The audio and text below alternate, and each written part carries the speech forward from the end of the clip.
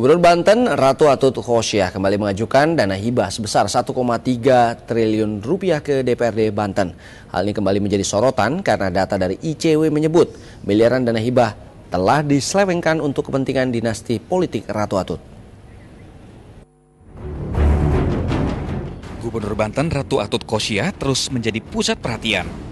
Setelah diperiksa KPK sebagai saksi dalam kasus suap mantan Ketua MK Akil Mohtar dengan tersangka Tubagus Heri Wardana alias Wawan, Atut menjadi sorotan setelah kembali mengajukan dana hibah sekitar 1,3 triliun rupiah kepada DPRD Banten.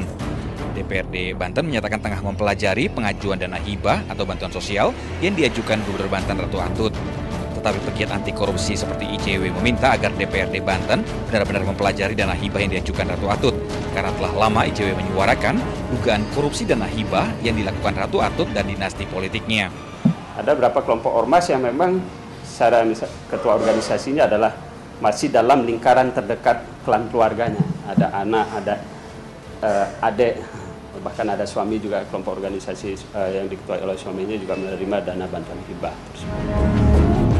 Data dari ICW menunjukkan berbagai cara dilakukan diantaranya dengan menyalurkan dana hibah dan bantuan sosial kepada yayasan yang dipimpin keluarga Atut hingga penggunaan alamat fiktif. Saudara, berdasarkan data ICW tahun 2011 mengenai pemberian dana bantuan sosial dan juga dana hibah, ada 8 lembaga berbeda yang menerima dana bantuan sosial dengan total lebih dari 22 miliar rupiah.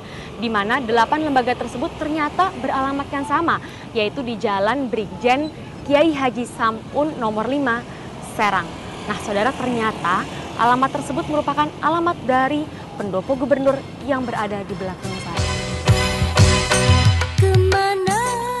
Ya, penelusuran Liputan 6 menunjukkan banyak lembaga penerima hibah yang beralamat sama, yaitu di pendopo gubernuran Banten. Penelusuran kami berikutnya juga menunjukkan sedikitnya 10 lembaga penerima dana hibah adalah beralamat palsu atau fiktif keberadaan lembaganya. Selain alamat yang dipertanyakan, ICW juga menemukan adanya beberapa organisasi yang tidak menerima penyaluran dana secara utuh. Jumlahnya pun cukup signifikan. Dari alokasi sebesar 500 juta rupiah, lembaga tersebut hanya menerima dana sekitar 35 juta rupiah. Artinya, ada sekitar 465 juta rupiah yang raib entah kemana per lembaga. Dari berbagai penyimpangan itu, untuk tahun 2011 saja ICW menyebutkan negara telah dirugikan sebesar 34,9 miliar rupiah. Namun melalui juru bicaranya, keluarga Atut menyanggah tuduhan tersebut.